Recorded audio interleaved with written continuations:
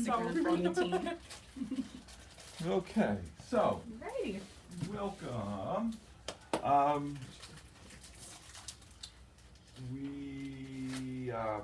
This whole thing started with Linda and I talking one day about, we keep getting all these questions and the same questions and why do you do what you do and all of that. So we started talking about, well, we should do some educational process. And then we're talking about, well, should we write it down or should we stand? No, we have to speak it. We can't really write it down. So then over many lunch discussions at Ridge High, we've kind of put this whole thing together. One of the main points that we wanted to make is that we're going to give you information about the way that we've found things to work. We do not expect or want you to take this like this is the only way or the truth.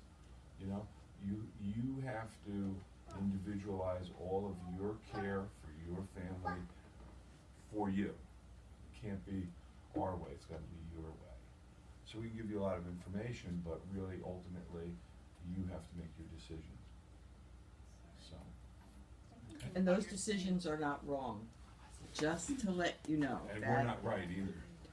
They just are, and they're all okay. And that is something that we have learned as parents, is that we really had to learn how to trust. And that's a really important part of this. Anything else? I got distracted. Sorry. Okay. So where we wanted to start is this whole idea of medical model versus holistic model.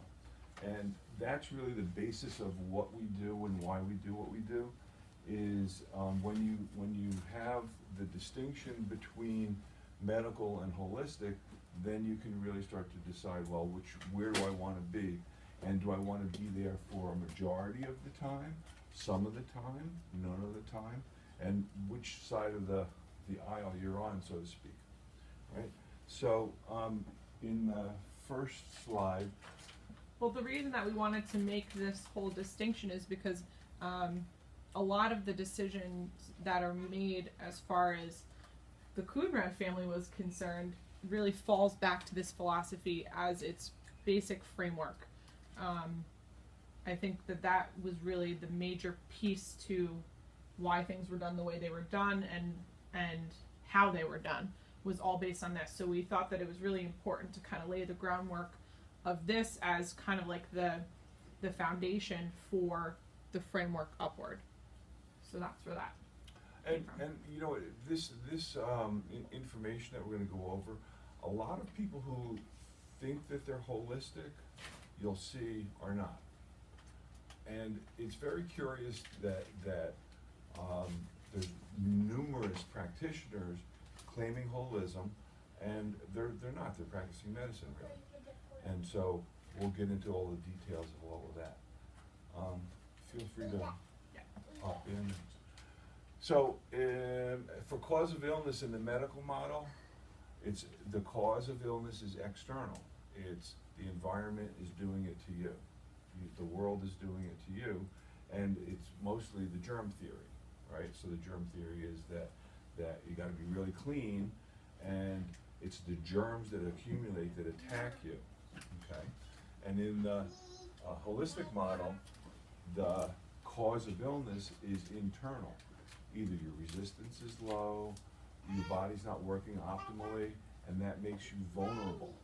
So it's a vulnerability issue. It's not a overwhelming germ issue. Or exposure issue, yeah. Right? Mm-hmm. So, for instance, right now in the room, there's plenty of germs in here. You won't get sick because your resistance is high enough. Your exposure has been developed. Your immunity has been developed to a point where you're not going to get that particular strain of pneumonia or what else might be in the room. Flu, virus, Yeah. whatever. Mm-hmm. Mm-hmm. So people that are vulnerable, those are the people who get sick, right? Mm-hmm. Okay, next. And vulnerability has to do with our stresses, and we can't, everybody says, well, change your stresses. You really can't do that in life. That's not a practical thing. They are what they are. But it's our adaptability to those stresses that we can, Manage. yeah, and the greatest thing that I ever heard was, I was on a panel for many years. It took many years to actually define this, is that we defined health, right? And health is not the absence of illness. Health is the ability to adapt to our stresses. And if we lose that adaptability, that's when illness can come. Listen, some of the healthiest people I know have major illnesses. That doesn't make them unhealthy.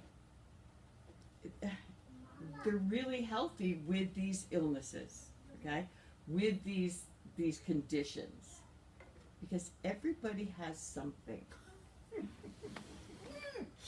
Told you. I'm sorry. No, you're fine. Yeah, so, It said it had 5 hours of battery. What a lie. so what we're, Oh, was it the projector that was low battery? No, the Oh, the the battery projector is going. dragging the battery. That's why it's taking the juice. the cord is in there. I have an extension cord I'm gonna grab. I'm gonna do it that way so the other kiddos. Sorry to interrupt. So anyway, how we lose our adaptability, and I'll continue on with this as they're busy, is the prime things that we look at are sleep, hydration, food, which is why we have our friend Claudia here who will talk later about that. She has a lot of tricks up her sleeve, and it's just you just can't change. Listen, you've got these little babies running around. She's got teenagers running around. Everybody has something. It takes a lot. It takes a lot of your energy. At one point, I'm going to talk about our health and how things we should have accessible to us for certain things. I have a handout for that, but we really we've seen. Hey, I feel lucky to have raised my kids 20 years ago. I think it's harder for you guys now. I think it's so much harder than it was. I admire you guys. You guys are my heroes because I don't know if I could do it. I don't know if I could do it because I believe there's more stress than there was before. Just by having the internet and phones and computers and every other thing. So, I mean, that thing to me is just like a nightmare. But okay. Okay, Alright, we're back on track here. A little distorted, but hey. so, in the medical model, treatment is the symptoms. It's all based on symptoms. Medical model, they need to have a diagnosis first and then a treatment program. And if the diagnosis is off, then the treatment is off, in most cases. They say that Mayo Clinic, 50% accuracy on diagnosis. So you can imagine what you get at the Valley Hospital. That's like flipping a coin. Yeah. Really? Yeah. And so the whole idea of treatment being based on your symptoms and your diagnosis is one thing, and then the treatment is also designed to eliminate symptoms. What Linda was just saying is that symptoms are not necessarily a bad thing. Symptoms are your body expressing that something's off. Something is definitely not functioning optimally. And as a result of that, you get the symptom. So symptoms frequently are looked at as bad in the medical model. And, you guys that come in, you go, oh, this is really hurting, or I got the flu, or I got the... And we go, oh, great, fantastic. Because in our model, we're identifying the cause, and we're looking at your whole body to treat. We're not looking to treat a germ, but we're treating your whole system to get the immune function back up. And that's a key factor. When you take a medication, for instance, this cold that you had, that I had, if you treat that cold So the cold is a direction. So if this is the direction of my life, now the cold brings me over here. Now, if I treat this cold with medication, Something the to suppress likelihood it. the likelihood is that I'm going to go more over this way, and then it takes me much longer to get back to over here. Where you Follow? want to be. And that's my direction. But the medication distorts it. Whereas if I was here and the cold took me here, and then I can go right back. So it adds a level of illness, of distortion, of complication, of confusion to the system, and that then brings you further away from health and healing. And that's why when you treat a cold or you treat a flu or a virus, it takes longer. It takes longer to get you back. Illnesses that are suppressed back into the system come out either as the same illness over and over and over again in recurrent symptoms, or they go deeper into the system and come out somewhere else. So you might have, Linda sees this all the time with the ear infections, right? Let's explain that. So a kid will, Stand up. typically ear infections are very rare in adults, by the way. If an adult has one, it's a whole different situation. But if a kid has an earache, which can be common, okay, they're pretty common. I've never had a kid with one, but they got adjusted all the time, so it was different. That earache, a lot of those earaches are just viral. They're not bacteria based, okay? They're just part of the whole virus, okay? It's just a symptom of the virus. You treat it with an antibiotic, and that sets the system up to fail almost, because it wipes out the bacterium that's good in the body as well as the bad, and then you have to restore that before you can get it back in a cycle. But by then, But also, what I was more thinking about was people who we've taken care of that come in, kids come in with ear infections, we treat them with adjustments, we treat them with homeopathy, and now they're ear infection free for 6 months, and then they get a cold or something, and they get treated with antibiotics. and then the earache will come back. And then the earache comes back because we've taken them back off track. And we've seen that hundreds of times. So many different times. So many different times. And sometimes they'll have that ooey pussy ear for a while. It's just, or that runny nose. That's a good thing. Discharge is good. Or the cough. Or the cough. Or whatever. It's just the body's way of balancing. It's, it's just what happens. That's a healthy child. There you go. So we're good on that? Please feel free to participate, ask questions, object to anything that we're saying. Go ahead. So in the medical model, the body is considered to be mechanical, and sure, you have extra parts, and we can remove those whenever they're not working properly. So the appendix isn't necessary, the tonsils aren't necessary, major organs aren't necessary. And the mechanical model is that the body is less than the sum of its parts. And in our model, the body's energetic, it's dynamic, and it's greater than the sum of the parts.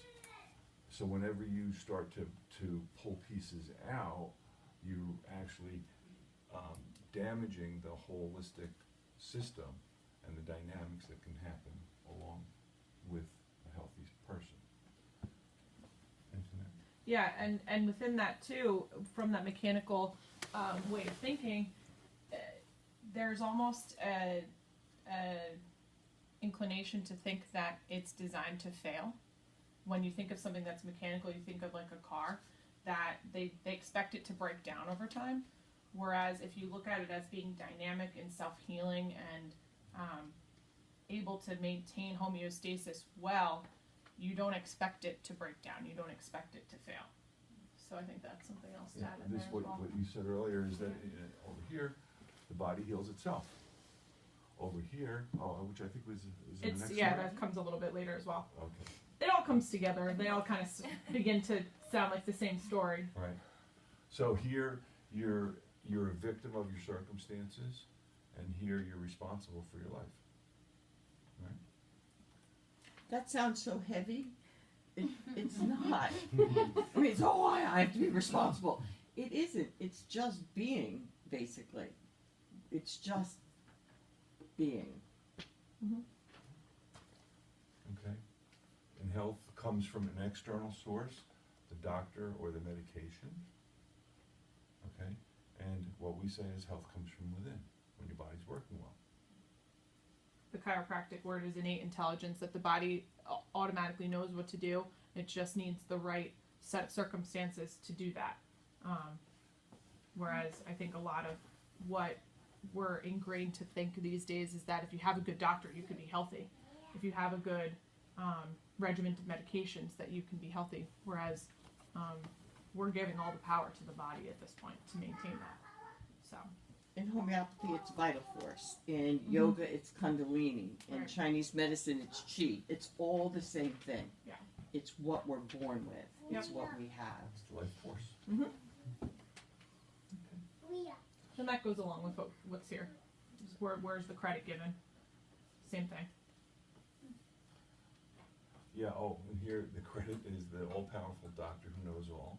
And in here, it's you, your body. And we're not making the doctors wrong, because I just have to say this too, because that's their education. That's Well, they live in this model. right.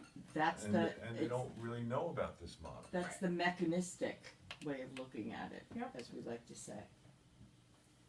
So, and like I said earlier, illness is bad, symptoms are bad. And we look at it like, oh, it's an opportunity for growth. It's an opportunity to learn. Okay?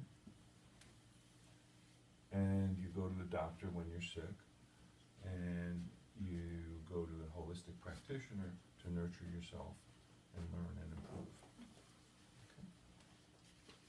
Okay? Decline in aging. Decline is normal.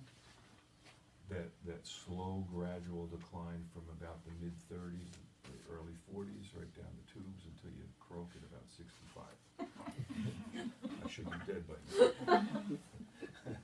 And when healthy, decline is slow. There's an old statement in chiropractic that says we should live life like a candle, burn brightly right to the end, flicker once or twice, and out we go.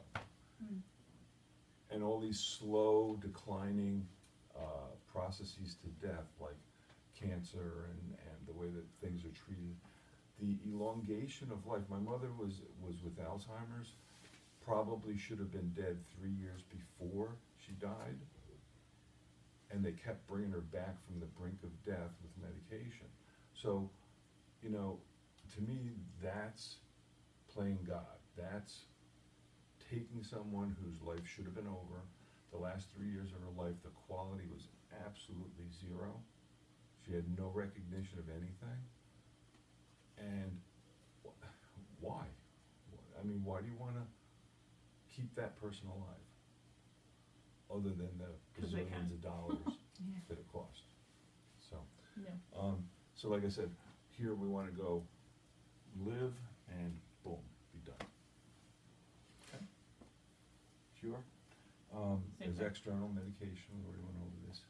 And for us, we're not really curing, we're not really, what we're trying to do is get your body to work as best as possible so that you have optimum function. And in optimum function, you're gonna have illness. But you don't get stuck in illness. This is what Linda had started to say before. You don't get stuck in it. You don't have some chronic recurrent condition over and over and over the course of years. You get it fixed in the beginning and live your life. Okay? Yeah. Anything else? I think there's one more at the bottom. Yep. Oh, yeah, so, again, in the medical system, they're looking at, everybody thinks that I should have this perfect life, this pain-free life, this symptomatic-free life. And that's not the case. Nobody has that. Nobody has that. It's how you adapt. It's how you manage. It's how you keep moving forward. And not plow through it like like from a, I'm gonna overpower this, I'm gonna overwhelm that symptom, but instead learning to live with it. When we get sick, we go home and be sick. We don't go home and try to be well. We go home and try to be sick. And I've been known to be in my bedroom, covered up, moaning and groaning, door closed, don't touch me, leave me alone.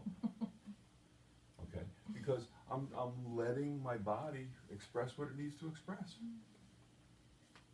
And in that process, you get to the end. There's a beginning, a middle, and an end to all these illness processes. And if you abort the mission in the middle somehow, either with medication or I used to, I say now that I was a perfectionist, but I'm in recovery. But so back in the day, when we first got married, I could not be sick. I'm the chiropractor. You know, I gotta be well, I gotta be the perfect human being. And it's so crazy to live that way.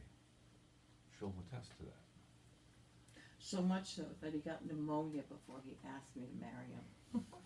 Well, no, I got pneumonia when I was getting divorced. That's true. That's when I got pneumonia. That's when you got Because pneumonia. I couldn't time. deal with the stress of the situation, and then I didn't want to take medication, and Linda convinced me to take medication because I needed it at that point. But the idea is that when you're trying to be perfect, you can only suppress things into your system instead of having the symptom and allowing yourself to be sick. So that's a big piece of this, right? Yep. And that you can have full self-expression and life expression with symptoms and still be healthy. A good example is this heart attack that I had. I'm like, fine. I was really fine with, I'm in the middle of a heart attack. I'm like, well, how are you doing? I'm doing fine. I'm really okay. Yeah, but you're having a heart attack. You know, my friends come up to me, are you okay? I'm like, yeah, I'm fine. Because that happened, and it's done, and I'm over with it. You know? So, Except for while he was having it, he really was a bear. You know, that's how I knew something was really wrong with him. what else? No, I think that, like I said earlier, so when you have trust and belief in all of these ideas, it makes the decision-making process for yourself, for your family, for your loved ones, I think easier, because you know what you believe in, and you know what is true and what's not, and you can advocate for yourself within a more of a holistic model, whereas in a medical model, your control, your power is a little bit diminished because someone is telling you what to do and you're not participating in what health is. So I think that this is the framework that you can pick and choose and find what works for your family and what works best for you to piece together the fabric that's going to create your foundation. What I've said here is that with this model, you're creating a context in which to hold your life, in which to live your life. And sometimes that context needs the medical content. Sometimes you need medication. Sometimes it's really life-saving. Mm-hmm. But as long as you have a big picture of what's going on in your life over on this side of the things, then you can contain this and use it as necessary, as effective. Not as a first source of treatment, but as a last source of treatment. Mm-hmm. Song has a question. Yeah. So between us, like Amy and I, she's much better on the holistic model side. I believe in a lot of the holistic side, but I have less tolerance for pain. So I usually, like as soon as I start feeling a symptom, I go take to the medicine. But my mom, she's a pharmacist. I grew up in that environment, Yeah. so like we were always like that. But Amy's family was more or less of, kind of, weighed out. Yep.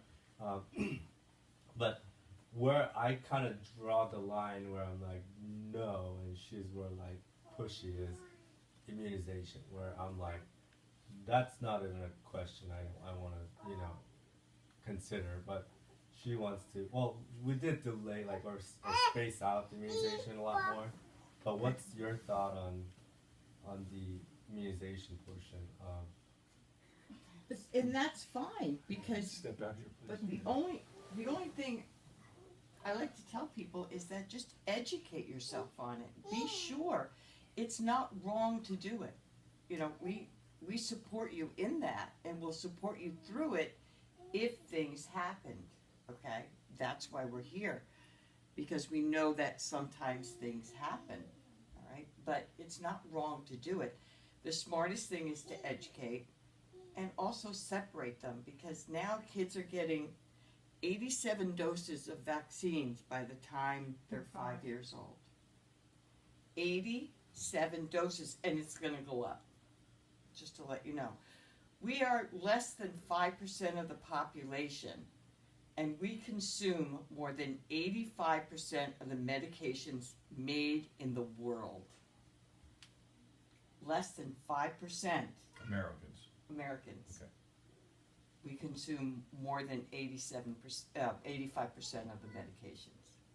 Okay? We're clearly over-medicated. Clearly. And what it's done, it's created a susceptibility within us as a culture. We are more susceptible than we were. That's why you're hearing about all these things. Mm-hmm. I mean, unfortunately, I hear about them all the time because I have to, and some of the stuff that's coming up, it's frightening. Okay? The one thing I would say about this is that in the in the holistic model, we're really trusting that the body can heal itself. We're really trusting that it's fully capable of dealing with almost anything. And if it's not, then we go over here. Mm-hmm. So frequently people who come in and they are chronically ill with all sorts of stuff, one of the conversations that I eventually have with them is about trusting their bodies. If you, for instance, in your instance, I would imagine that since you were a little baby, that when you had a symptom, you got a medication. And that there was always the medication that was the healer, not your body. So you're always looking externally for the source of your health, as opposed to someone like Haley, who almost never had a medication. She knows that her body can heal itself. So trust is an issue there too. Mm-hmm. And I would say that we have this conversation a lot, and I think we could probably speak all night on this topic in general. And I think that for me, I'll only speak for myself in this, is that it comes down to, for me, I would never say that I'm anti-vaccination. I would say that I want safe vaccination. And that's where I lose trust in the general application of vaccines, and that there's not a lot of transparency with it, that there's actually the opposite. There's a lot of hiding, and the information is hard to find. But again, education is the best thing that you can do for yourself and for your family regarding all of those things. So, so much so that the FDA has restricted information being given out about vaccines. So I think the best thing you can do is just have the conversation with your doctor, let them know, I want more information. I'm not willing to just say, okay, here's my kid, do what you want with them. Have the conversation with them and say, 22 vaccinations in the first 2 years? Is that I think it's more than that. It's more than that now. But, and ask what the options are. Do I have the options to do one at a time? Can we separate them out? What information do you have on the ingredients in this vaccination?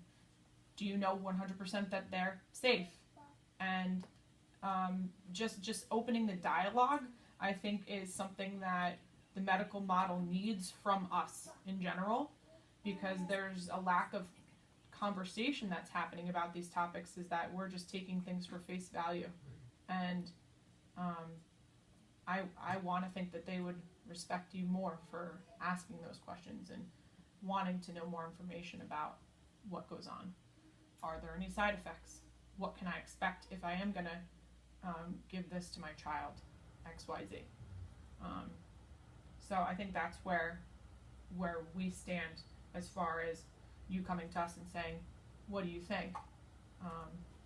And I come from a family where I wasn't vaccinated, and I never had a fear that, oh my gosh, my friend has the chicken pox, what's going to happen? Well, I got the chicken pox. And it, probably wasn't the most fun for them more than me, but that was okay. No, it was 2 months of being in the house in the summer. It was fine. Yeah. But it builds immunity. Right. Your body learns from these things. That's really the factor. Yeah. Is that life is a learning experience, and if you avoid learning the lesson, it's going to keep coming back and smacking you in the face. So now they have the shingles vaccination for all the people who were vaccinated from chickenpox, who are now getting shingles when they're older. And we've had so many people with horrendous shingles infections that they can't get rid of. And it's Months and expensive months to and treat months. and painful to treat, And that's because you have chickenpox. it's because they were never exposed. So Oh, they okay. had the vaccine, which gave them artificial immunity. It wasn't natural immunity. It wasn't wild immunity. So actually, And natural and cases. it's a live virus vaccine. This is the story that goes along with this whole picture, is that somebody recognized within the pharmaceutical community that chickenpox is a nuisance because you have to stay out of work with your kids, you're home for however long it takes for them to get over There's it. an incubation So- period. There's a oh, contagion period. Guess there's what? a We time. can develop a vaccine to prevent it. Oh, how convenient is that? And we can make money off of it. Which is another story. So what happened was they started requiring it. So now all kids get chickenpox vaccine. Yeah. And what it's done is it's swung the natural progression of chickenpox and the natural exposure that happens within communities of kids. It's always there, or it used to be always there. Kids were always passing it around to each other. And what it did was it took away the natural exposure factor for older people who actually needed to be boosted by it just by being around people. So if they had the chickenpox when they were young, they're getting the natural immunity by being exposed to it. And The preventing natural them, one, not the preventing them varicella from getting vaccine one. shingles. And now there's very few, I don't know what the statistics are, but there's very few cases of wild chickenpox anymore. I think there was 12%, and most of it is Right. in different Probably in the more United States, communities in that are different less immunized than communities others. that have avoided it, Right. whether it be the Indian reservations or whatever. You can still find wild chickenpox, but you can't find it anymore. And Yeah. I had 4 kids with natural chickenpox. I had one that wasn't even born yet, and by the time she was born, they had already made the chickenpox a killer disease, basically with that little yellow duck. Did you see that? That just made me cry. And it became a killer, and it really isn't. It's No. just, I had the chickenpox. We had whooping cough. We had measles. We had German Yeah. measles. Him and I had everything. You Right. probably did too. We don't, there's no immunization for chickenpox No, in Switzerland. And when we came here, we had massive issues with Aisha because Yeah. Right. there is no record of her having it. I'm like, but she had the chickenpox. Right, So, exactly. Right. So, and what it's done is it's swung shingles to be this aggressive and painful and expensive Yes. to treat Yeah. illness that has the potential to kill people, whereas nobody's ever died from the chickenpox. But it's swung the immune Unless they were pendulum given aspirin, to the which other then side. caused Rise syndrome, which is a whole different thing. But then they Right. knew that. But so So it's a Tylenol. really good example of how powerful a vaccine can be and how much it can change the immunological picture of an entire population of people. So I think that example is an interesting one. But again, from this perspective, this holistic model perspective, I remember being a kid. I had the chickenpox. I'm the oldest of second oldest technically of the kids in our family, and I remember distinctly for Logan, my mom got a call that said, so-and-so's got the chicken pox, and she said, okay, let me call them. She called and brought Logan over to their house to go get the chicken pox so that he would naturally have it. And I remember thinking, okay, that's interesting. But I didn't really have any question about that because of this whole list of things. I just knew that that was something that was okay. And then, so now Morgan never got immunized and never got the chicken pox until she was in 8th grade. She was 13, which is right at puberty, which then it starts getting worse. If you're an adult with chickenpox, it's much worse than being a kid. In kids, it's an easy peasy. She had vaccine induced. Okay, so she was exposed to the varicella virus. Yeah. Got the chickenpox. We didn't even know what it was. The kid sitting next to her in math class got it. He Yeah. had been vaccinated. Oh, he Yeah. got optic. No, his father. Oh, his father my had friend Yeah. had optic. Varicella. Shingles, yeah. Mm-hmm. The kid got it. He gave it to Morgan, and so Morgan has this deviated Yeah. affect. Yeah. We had no clue because chickenpox typically presents here Yeah. first. And It it's was brutal. believe me, it's easy. It may be ugly, and you think your kid's going to be distorted their whole life. They don't. Yeah. But she got it.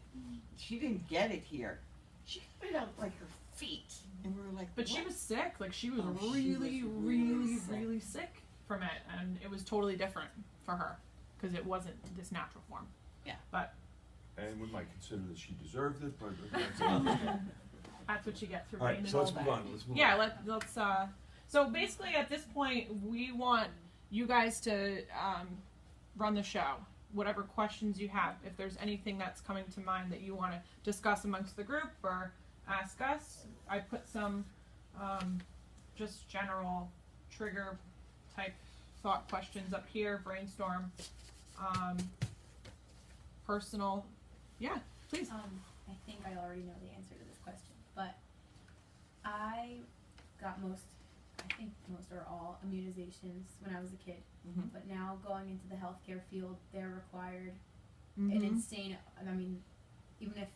they're requiring it over and over and over again, Yep. every 6 months, every this, and it's way more than I need. Yeah. I'm wondering if you know any, like, loopholes, how to get it, or I'm stuck with it going into the They're healthcare. loopholing us out. Yeah, so it's Um, becoming harder and harder to slip through the cracks. You But can wear a mask. I we've think that's one of the I don't even options. think they allow you to do that anymore.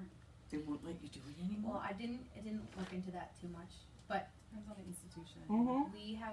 we're If I were working in a hospital, I'd want to wear a mask anyway. I'm just letting you know. we are going to be randomly placed to a fieldwork site, Right. so Okay. they don't know which one we're going to go to, and they need all the health records first. So they're requiring the flu shot, and they're requiring me to get Hep B, varicella, everything again. Yeah. MMR. I'll And tell you what's worked for us. And you can use it to your advantage. I mean, we have a patient right now. She's a traveling nurse. So she's constantly going from institution to institution, and she keeps running into the same things. She's been vaccinated her whole life. She had a reaction. She actually got, Pretty bad one. she got Guillain-Barré. Or no, she got, my brain. Guillain-Barré. No. Epstein-Barr. Oh, Epstein-Barr. She had an Epstein-Barr reaction to, because she had mono as a kid, to a vaccine. So she's been trying to figure out how she can use that reaction in her favor. She was told by this recent hospital that they don't accept that as an acceptable reaction to a vaccine. So, so what she's done and what my brother did for college, what I did for college, is we're a member of what's called the Congregation of Universal Wisdom, and it was created by chiropractors, right? In New Church. Jersey. The church. Yeah. It's a church. And it has all of the acceptable tenets to what you believe, and And then I also asked about that. They said this is the requirement. If you want to not get the shots and do the church thing, you can pick a different profession. well, I can give you the letter that I have that it basically says that it's unconstitutional for them to require it. And as soon as you start to bring that into the picture, it usually backs them off. We have a family who has kids in daycare. They use the same thing. They wanted flu shots required for their kids in daycare, and they said, "Oh, okay, fine." It probably depends on how big the organization is. It absolutely does, yeah. So if it's a big one that has a big legal team, Like the then AMA. you're basically screwed. If it's a small organization, you could probably use that letter and get through it. But if it's illegal, I mean, they're just gonna overpower, like. I mean, if It's you- a tough situation. If to me, that's the type of thing that needs to be brought to the Supreme Court and see what they say. But who knows whether that will ever happen. They're even looking to take away religious exemptions for vaccinations at this point, and that's a really scary thing for me because, you know, I think about my future family, but I'll give you whatever resources we have and you can try and see, and we're happy to help however we can. I actually did follow joined up with the Albert. Church of Universal Wisdom before we had kids, so it was all set up so that that's what it was going to be. Listen, when I had Dylan and Haley, obviously they were twins and they were huge, and she decided she was breech. So anyway, I had a C-section, but before Valley Hospital would let me give birth there, they weren't going to let me give birth there because I had certain requirements and I wrote them all out. I interviewed, how many pediatricians did I drag you to? I don't know, 22, something like that. Walked out, stormed out of many. It was ugly, and I was very pregnant at the time. And the head of pediatrics at the time says, well, you can't give birth here. I said, oh, yes, I can. And I'll sue your asses off. I will spend every penny I have. And finally, what the agreement was that we would do vitamin K. Well, they rewrote all of their parameters, and Yeah. you had to sign off on all these We sat forms. there and just signed forms. No one had ever given them a hard time like that before. Yeah, we just signed forms. So on their bassinets when they were born, there was, baby A and baby B, and then there was these huge red dots that said, do not touch these children unless the parents know. And people would come up and say, what's wrong with that? I'd say, nothing, and that's the way we want it. But they don't even change their diapers. They would wake me up in the middle of the night to tell me that they were changing their diapers. I would say, thank you so much for changing them and telling me. But they really weren't allowed to touch them. And that was the stipulation that we... Okay, they next gave question. us. Anyway, that's beside. So yeah, you're in a tough situation, but we're happy to help however we can. So before you leave, I'll get you a copy of that letter and we'll go from there. Any other? And if something happened, we're here to help you through that. Okay? Yeah. So, if you choose to. What are the holistic medicine alternatives to our common everyday over-the-counter stuff that I'm using? Okay. Ah. Okay. Well, I have a medicine chest for kids, and I do have one for adults too, for specific. And these are just basic things to have for children. Now, We have copies of this to give you before. yeah, you you're leave, gonna have so. handouts. I can't give them now. I like the fewer the things, the better for me. I'm a She's minimalist. I don't like a whole lot of things. I have samples that you can look at, or some of the ones that I really like for kids. And the best thing for daily, for preventative, I like two things for kids. One is a really good probiotic, and the other is just a really good multivitamin. The other parts are rest, good food, as best as you can get in any kid. I mean, I'll be honest. Haley's brother Troy, who will be here in just a couple months, never ate anything green till he was 20. 19, probably right before 20. Seriously. It was No. ridiculous. Never. Do you know how hard this was? I mean, it was the most difficult thing in the world. And yet I knew at one point, and I used to say, okay, Troy, this is going to be a huge sacrifice to you somewhere. And it never did. It never caught up with him until he went to college, and then he got eczema. Okay? Bad. Bad. Now, I was an eczema kid, and I used to tell him, Troy, you know, the numbers are out there. There's a possibility that this is what's going to happen. He goes, no. Yeah, and then it did. And it took him literally another couple months before he started eating. And it was at college that he realized, and the food was so bad and it was getting worse and worse and worse. And he went to Fordham, which has got one of the worst food programs in the whole nation. And he started eating better. He started cooking for himself. Right. And he saw that there was a connection between his skin and eating. Now, we've been trying to feed him that way. I mean, they used to stick stuff in his mouth. They would tie him down and give him broccoli and make him chew it. But the key was he figured it out himself. And since then, I mean, I've never seen anyone more radical in diet than anything. Right, I've never seen somebody be so Fine-tuned. dedicated to Fine-tuned. maintaining what he's found works for him and strict as can be with it, because he knows how he felt on that, and he knew that he could feel better and does. And subsequently, he's one of really, the better of my children who can cook. Not saying you're bad, honey. I'm just saying that he has perfected the art. Not challenging that at all. Okay. But yeah, okay. So, you know, a good multi, a good probiotic are really important. That's the one thing that they did get as much as possible. Acutely is a little different. Acutely, there's just a few things that I do like. Now, if you're a nursing mom, you don't have to give it to your baby. You can just take it, okay? You take whatever multi you have, probiotic, they're going to get it through your milk, okay? That's how you keep a nursing baby healthy. You don't have to give them really anything additional. You just take it. Then if they start getting sick, you take the immune support because you're giving them the immunity. The first time your baby gets sick, it's the most traumatic thing for a mother I think I ever went through, because their illness was so intense. And it was roseola, which is called baby measles. And every one of my kids had it. Everyone. And it was under 12 months old. It's a rash with a fever. It's an exanthem rash, fever-induced, and then they're fine. It's not anything that they treat. It's just a virus.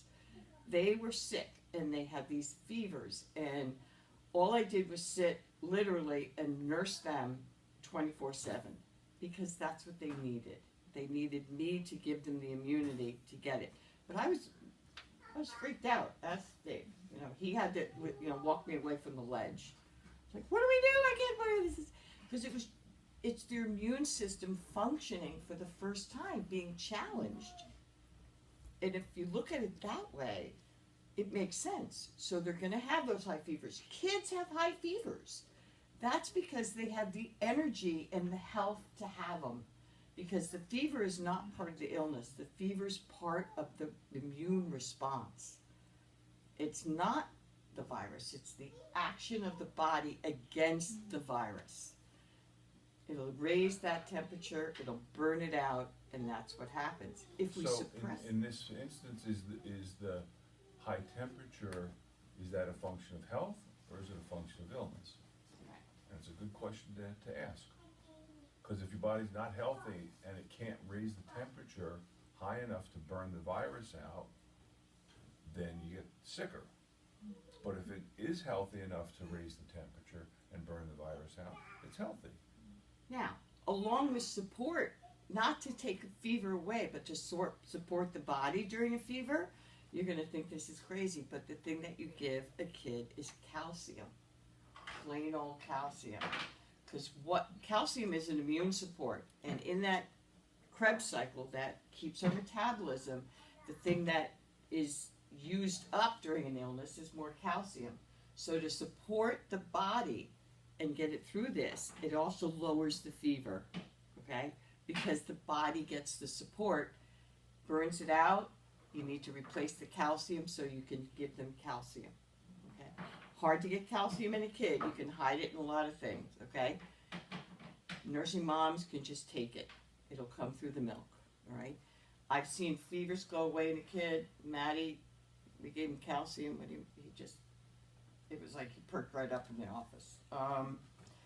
Okay, so calcium's one thing. Another really good thing to have around when your kid's not feeling good, especially these little toddlers running around, is elderberry, which is sambucus, which is also immune support. I just warn you that they're starting to put melatonin in with the elderberry.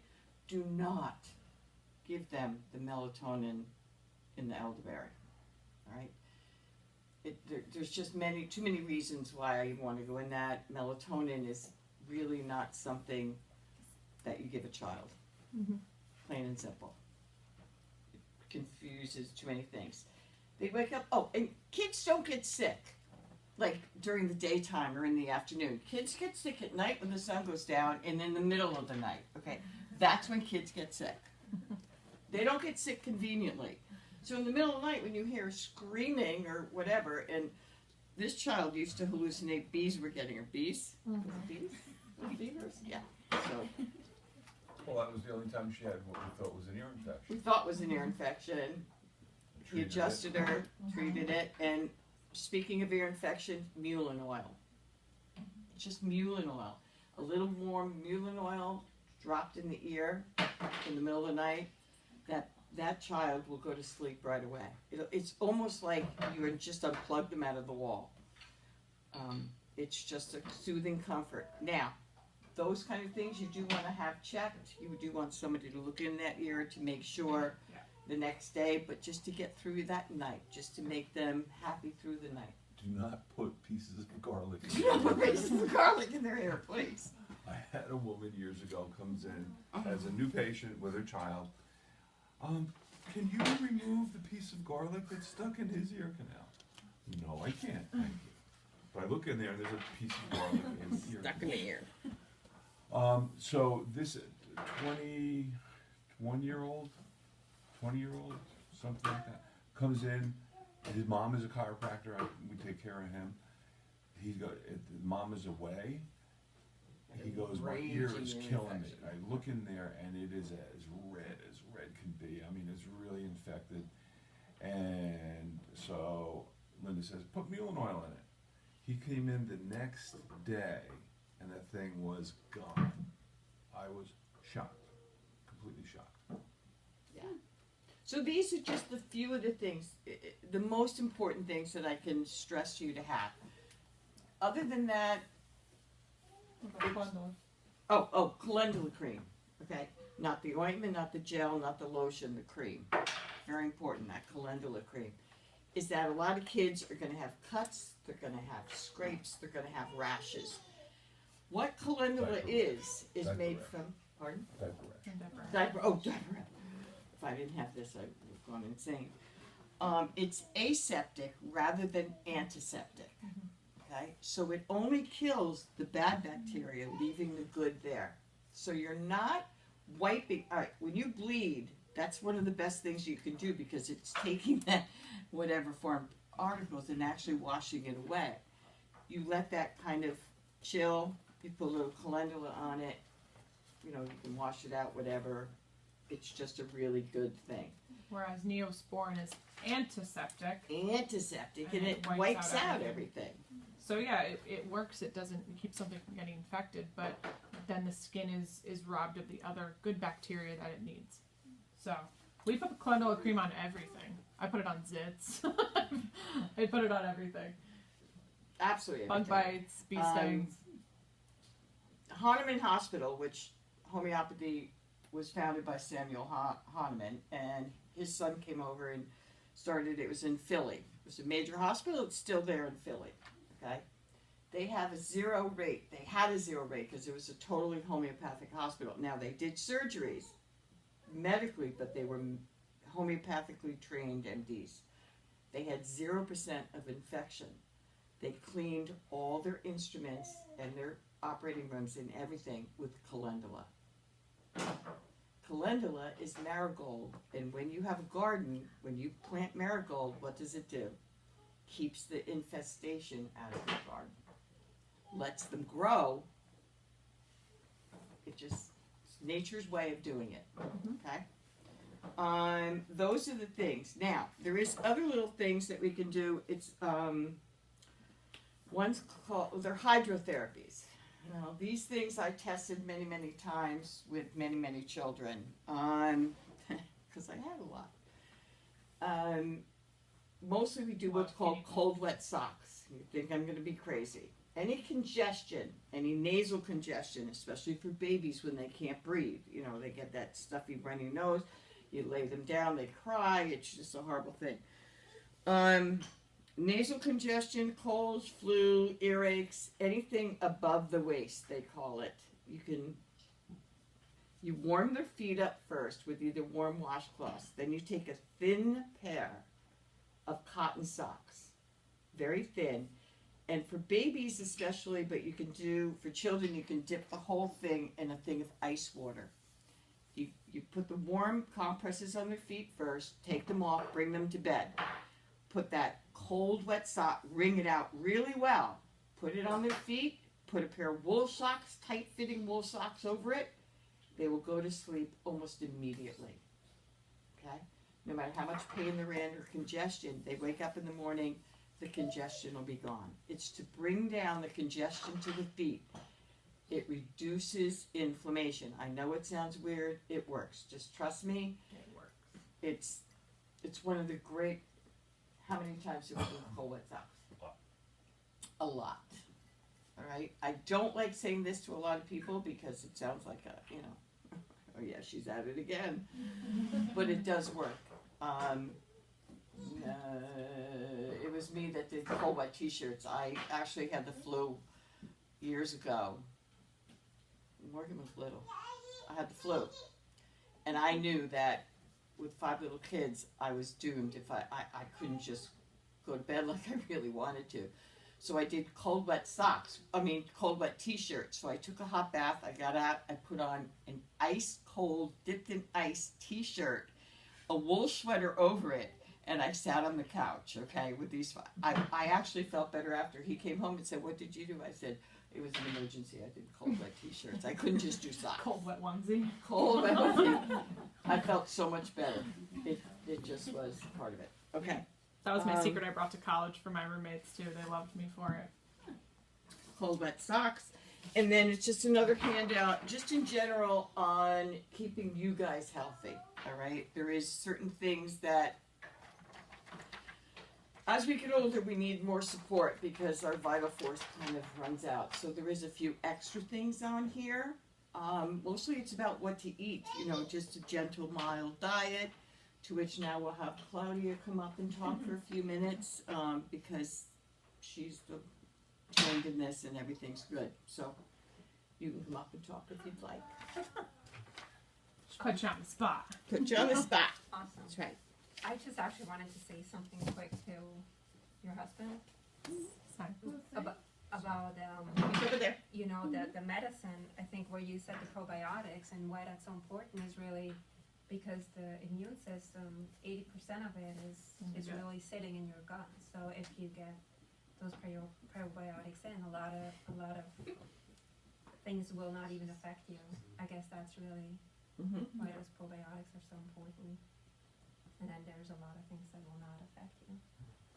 I'm Claudia Holler. I'm an integrative nutrition health coach, which I actually have to say thank you guys for getting me started. I'm Swiss. I moved here in 2004 with my family, and we rapidly got thrown into this fast-paced Bergen County lifestyle, and just as fast to that, I think what you call SAD diet, that standard American diet. And I was healthy. My oldest was born in Switzerland. I don't remember her ever being sick. And a few years into living here and adapting to the lifestyle and the diet, that I never had to think about the quality of food in my life. So I remember one day, I think Aisha was 6 years old.